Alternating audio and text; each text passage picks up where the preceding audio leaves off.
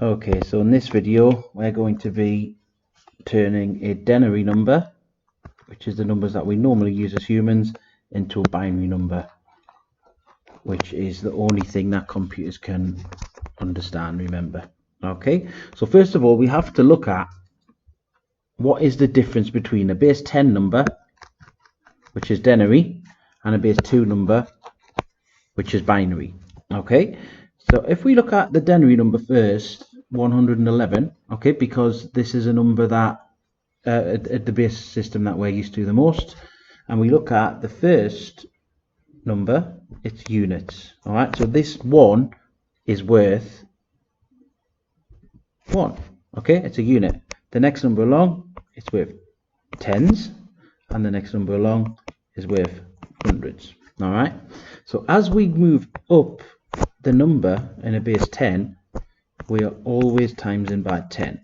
All right, this is because there are 10 numbers in the base 10 system, and we start at 0 and we go all the way to 9, so that's 10 different numbers. All right, so it times by 10 each time you go up.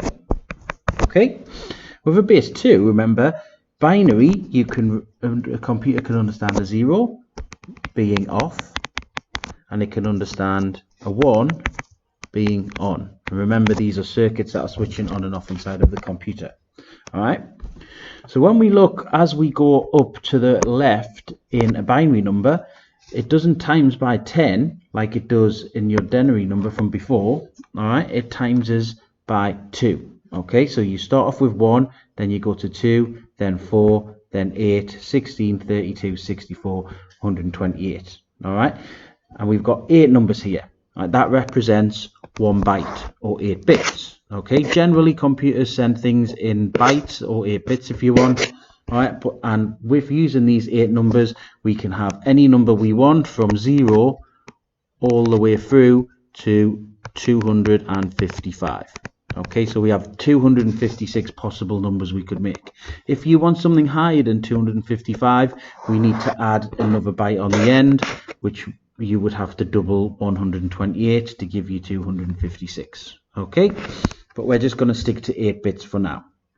Right, so we have the number 111 and we want to turn it into binary. Okay, the first thing I need to do, I'm going to start on the left hand side of my binary number table here, and I'm going to say, does 128 fit into 111? All right, now the answer is no, 128 is bigger, so I'm going to put a 0 there. All right, so that means the circuit for the 128 is going to stay off on the computer for this number.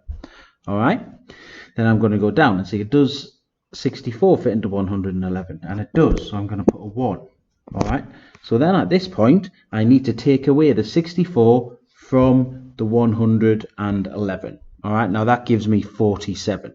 Okay, then I need to look and I say, is 32 smaller than the 47 that I've got left? And yes it is, so I'm going to put a 1 there, and I take away the 32 from the 47. All right, now that will give me 15.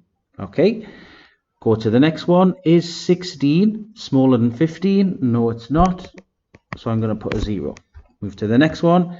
Is 8 smaller than 16? Yes, it is, so I'm going to put a 1. Okay,